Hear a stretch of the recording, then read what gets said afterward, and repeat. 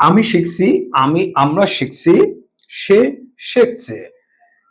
এই যে আমরা শিখছি, আমরা খাচ্ছি, আমরা যাচ্ছি, আমরা আসছি, এই কথাগুলো আসলে কিভাবে বলতে পারি বা আমাদের এটা কোন প্যাটার্নে বা কোন স্ট্রাকচারে বলা হয়?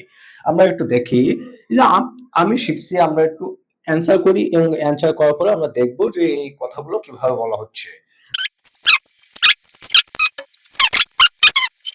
আমি শিখছি, I am learning, আমরা শিখছি, we are learning, সে শিখছে, he is learning।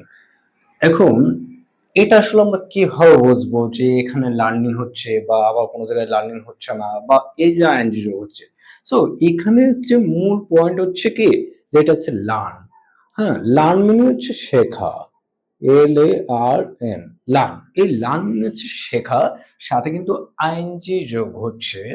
এখন আমাদের বুঝতে হবে আমি শিখছি, আমরা শিখছি, সে শিখছে।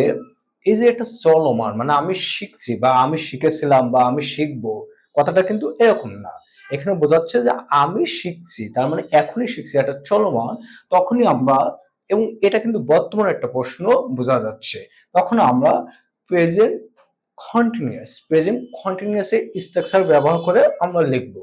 এবং প্রেজেন্ট কন্টিনিউয়াস স্ট্রাকচার হচ্ছে subject plus am is are plus verb plus ING, এবং ভার্বের সাথে আইএনজি যোগ হবে।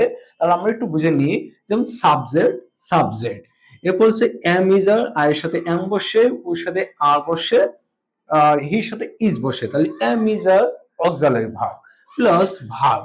এই যে ভার্ব, এই যে লার্ন মানে শেখা, লার্ন হচ্ছে ভার্ব, এবং ভার্বের সাথে আইএনজি যোগ হবে যখন এটা খুব চলমান অবস্থা, প্রেজেন্টে বা হচ্ছে পাস্টে যখন আমাদের চলমান অবস্থা আসবে, তখনই আমাদের ভার্বের সাথে আইএনজি যোগ করতে হবে।